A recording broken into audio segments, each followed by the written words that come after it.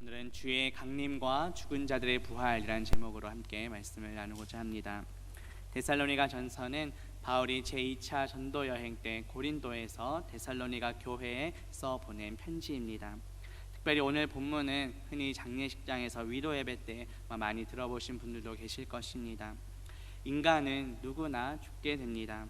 가까운 가족이나 친척을 또 이 땅에서 더 이상 보지 못한다는 것이 우리에게 큰 슬픔으로 다가옵니다. 그러나 사도 바울은 우리가 지나치게 슬퍼하지 않도록 하기 위해 우리에게 위로의 말씀을 줍니다. 오늘 말씀을 통해 우리가 지나치게 슬퍼하지 않을 이유가 무엇인지 살펴보고 다시 오실 예수 그리스도를 소망하며 이 땅에서도 믿음 지키며 살아가는 저와 성도님들 되시기를 주님의 이름으로 축복합니다.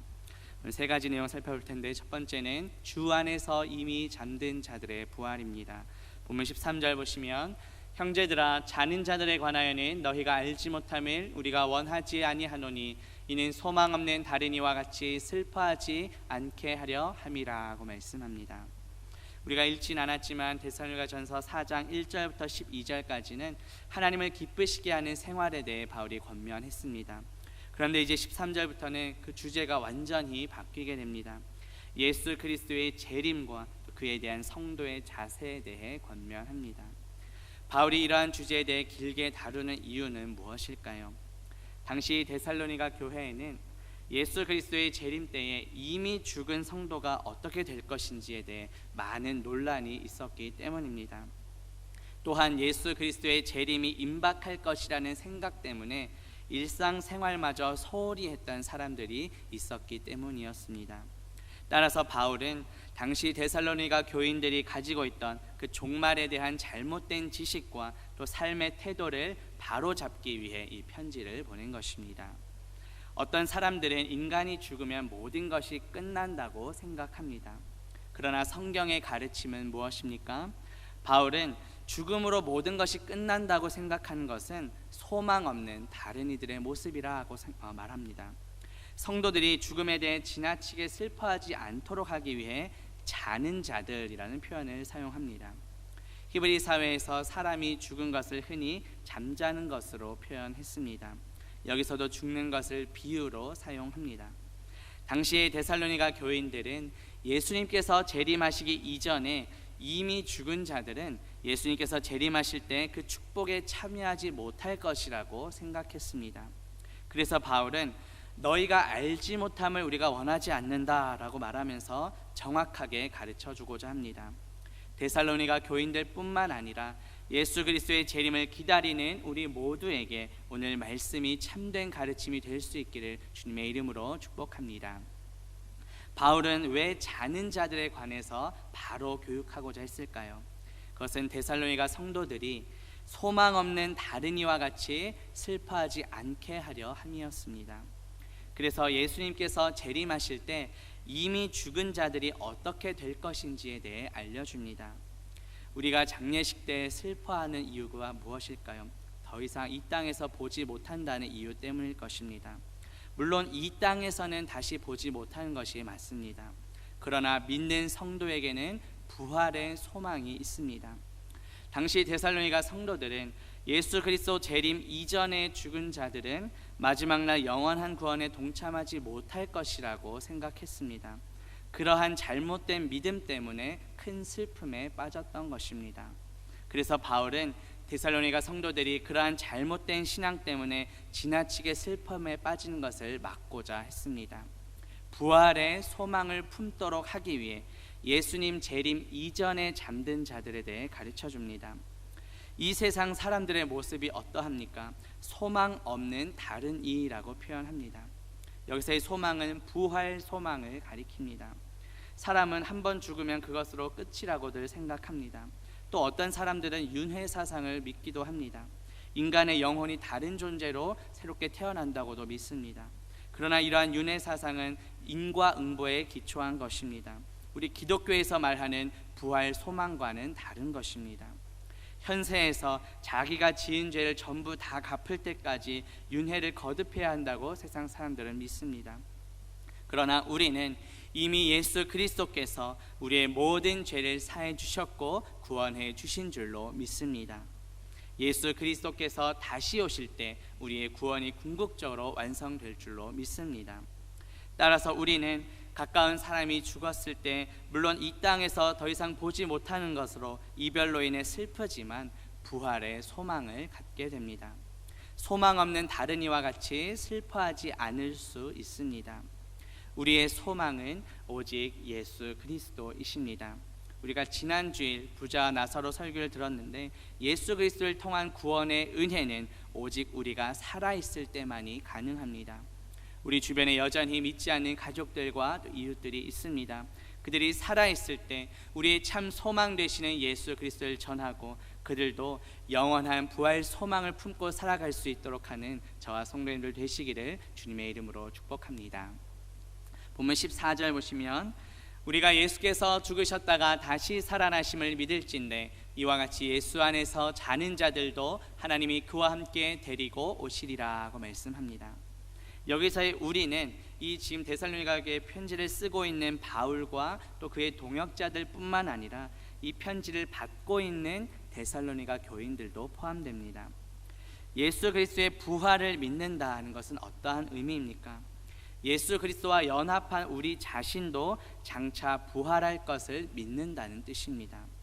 신약성경 고린도전서 15장 22절에 보면 아담 안에서 모든 사람이 죽은 것 같이 그리스도 안에서 모든 사람이 삶을 얻으리라고 말씀합니다. 태초에 아담과 하와가 불순종하여 선악과를 따먹은 이후 모든 인간은 전적으로 타락하여 원죄 가운데서 태어납니다. 우리는 하나님과의 관계가 완전히 단절되었고 하나님과 원수된 자들이었습니다. 우리 스스로는 하나님께로 나아갈 수 있는 방법이 전혀 없습니다. 그런데 하나님께서 우리를 사랑하셔서 독생자 예수 그리스도를 우리에게 보내주셨습니다. 예수 그리스도의 십자가 은혜로 우리의 모든 죄가 사함 받았습니다. 우리는 예수 그리스도와 연합하여 우리의 모든 죄와 허물은 이미 십자가에 못 박혔습니다. 십자가에서 죽으신 예수 그리스도는 사망 권세 이기시고 부활하셨습니다. 예수 그리스도의 부활을 통해 우리도 영원한 부활 생명을 얻게 되었습니다. 따라서 죽음은 더 이상 그 부활하신 예수 그리스도와 함께 그 안에서 잠자는 자들에게까지 영향을 미치지 못합니다. 신약성경 고린도전서 15장 55절에 보면 사망아 너의 승리가 어디 있느냐 사망아 네가 쏘는 것이 어디 있느냐라고 말씀합니다. 바울은 여기서 호세아서 13장 14절 말씀을 인용했습니다. 사망아 내 재앙이 어디 있느냐 스오라 내 멸망이 어디 있느냐. 본래 이 호세아서 말씀에서는 하나님께서 그 위대한 구원의 약속으로 장차 이스라엘 백성의 정치적인 회복을 예언하신 것입니다. 그런데 바울은 이 호세아서 말씀을 인용하면서 단순히 이스라엘의 회복을 넘어서 사망이 궁극적으로 멸망할 것으로 이해합니다. 예수 그리스도께서 모든 사망 권세를 이기실 것을 말씀합니다. 다시 말해 사망은 더 이상 자신의 승리를 자랑할 수 없고 더 이상 사망이 고통스럽게 쏘는 능력도 다 잃어버리게 될 것이라는 말씀입니다. 인간은 죽음에 대해 두려워합니다. 그러나 예수 그리스도께서 사망 권세 이기시고 부활하심으로써 죽음이 우리에게 주는 모든 두려움이 이미 깨어졌습니다. 예수 그리스도께서 죽음을 이기시고 부활하심으로 예수 그리스도를 믿는 성도들 역시 부활할 것을 말씀하십니다. 만약 예수 그리스도께서 육체적으로 죽지 않으셨다면 우리 인간의 죄악은 해결되지 못했을 것입니다. 또한 예수 그리스도께서 육체적으로 부활하지 않으셨다면 우리에게 부활 소망을 줄 수 없었을 것입니다. 예수 그리스도께서 죽으시고 부활하심으로 우리를 구원하셨고 우리 모두에게 영원한 부활 생명을 주셨습니다. 본문 14절 후반부에 예수 안에서 자는 자들이 나오는데 이것은 예수 그리스도를 믿고 죽은 성도들을 가리킵니다. 물론 믿는 성도들만 부활하는 것은 아닙니다. 예수님의 재림 때에 모든 사람들이 부활하여 심판을 받습니다. 요한복음 5장 28절과 29절에 보면 무덤 속에 있는 자가 다 그의 음성을 들을 때가 오나니 선한 일을 행한 자는 생명의 부활로 악한 일을 행한 자는 심판의 부활로 나오리라고 말씀합니다. 세상 끝날 예수님께서 다시 오실 때 모든 사람이 부활하게 된다고 말씀합니다. 그런데 부활의 종류가 두 가지입니다. 생명의 부활과 심판의 부활이 있습니다. 선한 일을 행한 자는 생명의 부활로 나오고 악한 일을 행한 자는 심판의 부활로 나올 것이라고 말씀합니다. 선한 일이란 우리의 선한 청지기 되신 예수 그리스도를 믿는 자들입니다. 예수 그리스도를 믿고 죽은 성도들은 생명의 부활로 나옵니다. 반면 악한 일은 그 선하신 예수 그리스도를 믿지 않는 것입니다. 불신자들은 부활은 하지만 심판의 부활로 나옵니다. 마태복음 25장 46절에 보면 그들은 영벌에 의인들은 영생에 들어가리라고 말씀합니다. 모든 사람은 마지막 때에 다 부활합니다. 그렇지만 믿는 성도들은 부활하여 영원토록 천국에서 주님과 살게 될 것입니다. 반면에 불신자들은 부활하지만 영원토록 지옥에서 살게 될 것입니다. 우리의 육신은 흙에서 왔기에 죽게 되면 흙으로 돌아갑니다. 그리고 예수 그리스도를 믿고 죽은 성도들의 영혼은 즉시 낙원으로 올라갑니다. 신약성경 누가복음 23장 43절에 보면 예수께서 이르시되 내가 진실로 내게 이르노니 오늘 내가 나와 함께 낙원에 있으리라고 말씀하십니다. 예수님께서는 십자가에 달리실 때 한편 강도에게 이와 같이 말씀하셨습니다. 또 본문 14절 후반부에 보면 그와 함께 데리고 오시리라고 말씀합니다. 데살로니가전서 3장 13절에 보면 우리 주 예수께서 그의 모든 성도와 함께 강림하실 때에 라고 말씀합니다. 이것은 예수님께서 재림하실 때 성도들의 영혼이 예수님과 함께 강림한다는 의미입니다.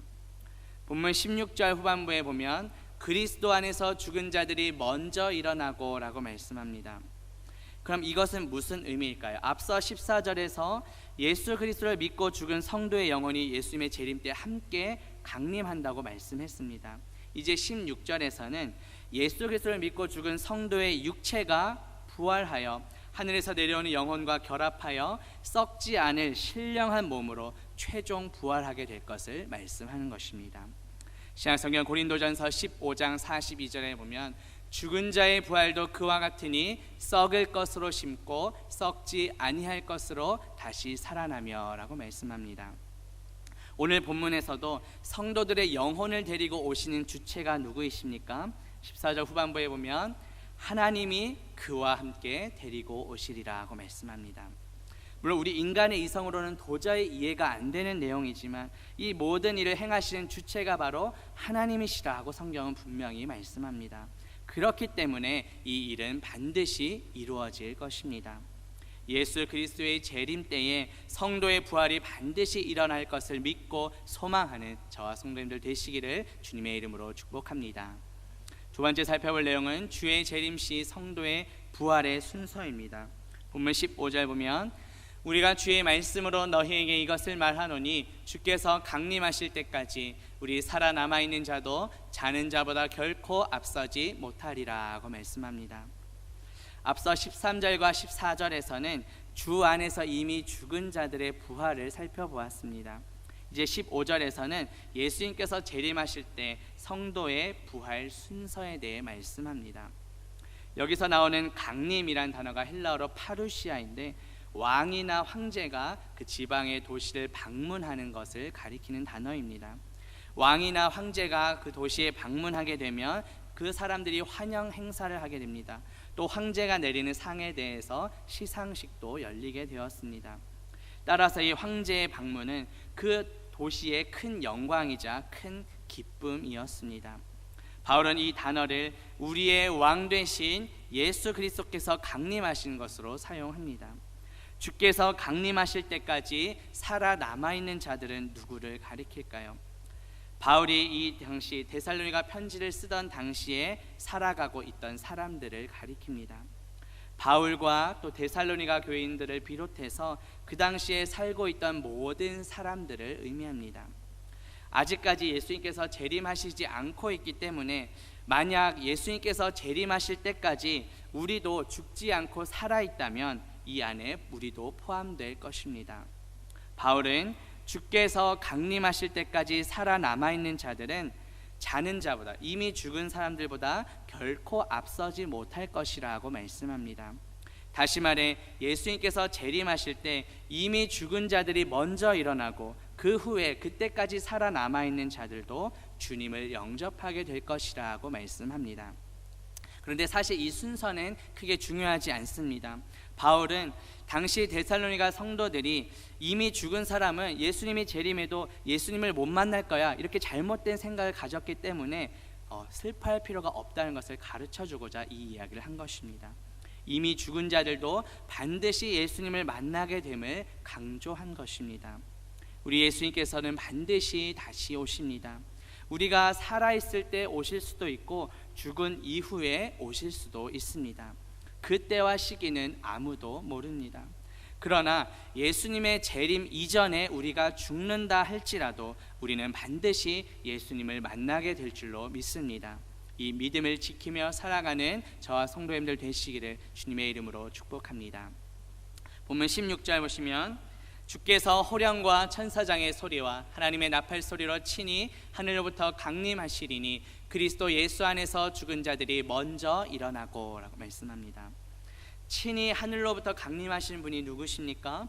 우리의 주인이시며 주님이신 바로 예수 그리스도이십니다. 예수님께서는 천사를 대신 보내시는 것이 아닙니다. 직접 강림하십니다. 하늘로부터 친히 오시겠다고 강조하십니다. 여기서의 하늘은 물리적인 하늘이라기보다 하나님과 함께 거하는 그 처소를 가리킵니다. 예수님께서는 우리 죄를 위해 십자가에서 죽으시고 3일 만에 부활하셨습니다. 그리고 제자들이 다 눈으로 보는 가운데 하늘로 승천하셨습니다. 지금은 하나님의 보좌 우편에서 우리를 위해 중보하고 계십니다. 그리고 장차 살아있는 자와 죽은 자를 심판하러 다시 오실 것입니다. 우리는 사도신경을 통해 이 신앙을 고백하고 있습니다. 그런데 이 16절에서 나오는 강림은 앞서 살펴본 강림과는 파루시아와는 다른 단어입니다. 앞서 그 단어는 왕이 도시를 방문하는 뜻이었다면 여기서의 강림은 위에서부터 아래로 내려온다는 뜻입니다. 이것은 영으로만 내려오는 것이 아니라 우리의 눈으로 볼 수 있는 육체의 형태를 가지고 오신다는 것을 강조합니다. 신약성경 사도행전 1장 11절에 보면 예수는 하늘로 가심을 본 그대로 오시리라고 말씀했습니다. 예수님의 그 승천을 바라보던 제자들에게 천사가 해준 말입니다. 예수님께서는 우리 눈에 볼 수 있는 형체로 다시 오실 것입니다. 이 당시 이단들은 예수님이 영적으로만 재림하실 것이라고 잘못 주장했습니다. 또 예수님이 마치 초림 때처럼 아기의 모습으로 오실 것이라고 잘못 주장했습니다. 그러한 이단들의 잘못된 주장과는 달리 성경은 제자들이 예수님이 승천하실 때 제자들이 봤던 그 모습 그대로 우리 눈에 볼 수 있게 다시 오실 것이라고 분명히 말씀합니다. 예수님께서 재림하실 때 어떠한 현상들이 벌어집니까? 호령과 천사장의 소리와 하나님의 나팔 소리가 울려 퍼집니다. 호령은 주 안에서 죽은 자들을 깨우는 주님의 명령을 의미합니다. 신약성경 요한복음 5장 25절에 보면 진실로 진실로 너희에게 이르노니 죽은 자들이 하나님의 아들의 음성을 들을 때가 오나니 곧 이때라 듣는 자는 살아나리라고 말씀합니다. 하나님의 아들 예수 그리스도의 음성이 곧 호령입니다. 이 호령이 울려 퍼질 때 이미 죽었던 자들이 주님의 음성을 듣고 살아나게 될 것입니다. 이어서 나오는 천사장의 소리 역시 죽은 자들을 깨우는 소리입니다. 그리고 하나님의 나팔은 예수님께서 재림하실 때 하나님의 백성들을 불러 모으는 것을 의미합니다. 마태복음 24장 31절에 보면 그가 큰 나팔 소리와 함께 천사들을 보내리니 그들이 그의 택하신 자들을 하늘 이 끝에서 저 끝까지 사방에서 모으리라고 말씀합니다. 이렇게 예수님께서 호령과 천사장의 소리 또 하나님의 나팔 소리로 친히 하늘로부터 강림하실 때 어떠한 일이 벌어집니까? 16절 후반부에 보면 그리스도 안에서 죽은 자들이 먼저 일어날 것이라고 말씀합니다. 바울은 그런데 여기서 죽은 자들을 그리스도 안에서 죽은 자들로 한정시킵니다. 이것은 무엇을 의미할까요? 예수님을 믿지 않고 죽은 불신자들은 여기서 제외된다는 뜻입니다. 예수 그리스도를 믿고 죽은 성도들만 예수님의 재림 때 이 축복에 참여할 것이라는 말씀입니다. 당시 데살로니가 교인들은 이미 죽어 땅속에 묻힌 자들은 예수를 믿고 죽은 성도라 할지라도 그 주님의 재림의 영광에 참여 못할 것이라고 잘못 생각했습니다. 바울은 그러한 생각이 잘못되었고 오히려 예수 그리스도를 믿고 죽은 성도들이 그때까지 살아남은 자들보다 먼저 주님의 재림을 보게 될 것이라고 말씀합니다. 예수님께서 재림하실 때 이미 죽었던 자들은 육체적으로 부활하게 됩니다.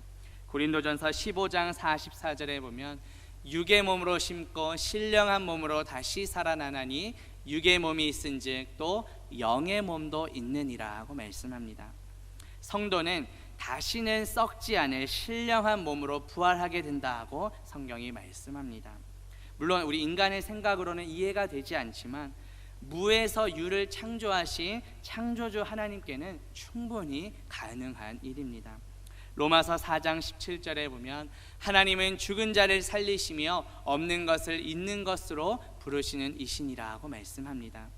주님의 재림 때에 우리의 몸도 신령한 몸으로 부활할 것을 믿고 소망하며 살아가는 저와 성도님들 되시기를 주님의 이름으로 축복합니다. 본문 17절 말씀 보시면 그 후에 우리 살아남은 자들도 그들과 함께 구름 속으로 끌어올려 공중에서 주를 영접하게 하시리니 그리하여 우리가 항상 주와 함께 있으리라 하고 말씀합니다. 앞서 16절에서는 예수님의 재림 때에 이미 죽었던 성도들의 몸이 부활하게 될 것을 말씀했습니다. 그리고 이제 17절 말씀은 예수님의 재림 때까지 그때까지 살아남아 있는 자들의 몸이 어떻게 될 것인지를 말씀합니다.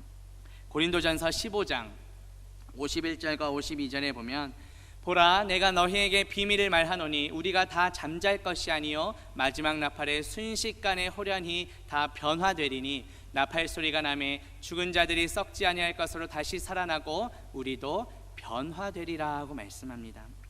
예수님의 재림 때에 죽은 자들은 썩지 않을 신령한 몸으로 다시 살아나게 되고 그때까지 살아남아 있는 자들은 순식간에 호련히 변화될 것이라고 말씀합니다.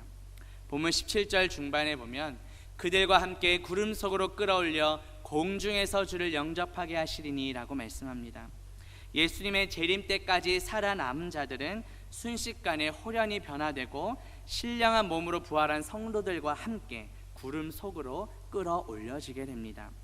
성경에 보면 예수님께서는 구름을 타고 오시는 것으로 묘사됩니다. 다니엘서 7장 13절에 보면 인자 같은 이가 하늘 구름을 타고 와서 옛적부터 항상 계신 이에게 나아가 그 앞으로 인도되매, 또 마태복음 24장 30절에서는 인자가 구름을 타고 능력과 큰 영광으로 오는 것을 보리라고 말씀합니다. 성경에서의 구름은 하나님의 영광을 상징합니다. 성도가 구름 속으로 끌어올려져서 공중에서 예수님을 영접한다는 것은 무슨 의미일까요? 하나님의 그 충만한 임재를, 그 영광을 함께 맛보게 된다는 뜻입니다. 그런데 예수님을 영접하게 되는 장소가 공중이라고 되어 있습니다. 공중에서 예수님을 영접한다는 것은 어떠한 의미일까요? 에베소서 2장 2절에 보면 그때 너희는 그 가운데서 행하여 이 세상 풍조를 따르고 공중의 권세 잡은 자를 따랐으니 곧 지금 불순종의 아들들 가운데서 역사하는 영이라 하고 말씀합니다. 불순종의 아들들 가운데 역사하는 이 악한 영, 즉 사탄이 지금 공중의 권세를 잡고 있습니다. 그런데 예수님께서 재림하실 때 우리가 공중에서 예수님을 영접한다는 것은 지금까지 공중의 권세를 잡고 있던 그 사탄의 세력을 완전히 깨뜨려 버린다는 뜻입니다. 재림의 때에 그 사탄은, 공중의 권세를 잡고 있던 사탄을 완전히 패배하고 우리는 예수 그리스도와 함께 궁극적으로 승리하게 된다는 것을 보여줍니다. 본문 17절 후반부에 보면 그리하여 우리가 항상 주와 함께 있으리라고 말씀합니다. 예수님께서 승천하실 때 제자들에게 주셨던 그 약속이 궁극적으로 성취되는 장면입니다. 예수님께서 승천하실 때 어떠한 말씀하셨습니까? 마태복음 28장 20절에 보면 내가 세상 끝날까지 너희와 항상 함께 있을 것이라고 약속하셨습니다. 주님의 재림의 때에 우리는 주님과 영원토록 함께하게 될 줄로 믿습니다. 그리고 주님의 재림의 때에 우리는 주님을 선명하게 보게 될 것입니다. 고린도전서 13장 12절에 보면 우리가 지금은 거울로 보는 것 같이 희미하나 그때에는 얼굴과 얼굴을 대하여 볼 것이요 지금은 내가 부분적으로 아나 그때에는 주께서 나를 아신 것 같이 내가 온전히 알리라고 말씀합니다.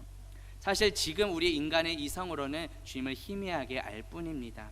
그러나 그때에는 우리가 예수님을 얼굴과 얼굴을 맞대고 보는 것처럼 선명하게 보게 될 것이라고 말씀합니다. 우리의 구원이 궁극적으로 최종적으로 완성됩니다.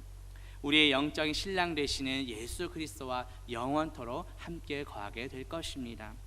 물론 이 땅에서의 죽음과 이별이 우리를 잠깐 슬프게 할 수는 있습니다. 그러나 주님과 영원토록 함께할 그 시간에 비교하면 정말 짧은 시간입니다. 영원토록 주님과 함께하게 될 그 날을 소망하며 이 땅에서도 예수 그리스도와 동행하며 살아가는 저와 성도님들 되시기를 주님의 이름으로 축복합니다. 마지막 세 번째 내용은 부활의 말씀으로 서로 위로하라입니다. 본문 마지막 18절 말씀 보시면 그러므로 이러한 말로 서로 위로하라고 말합니다.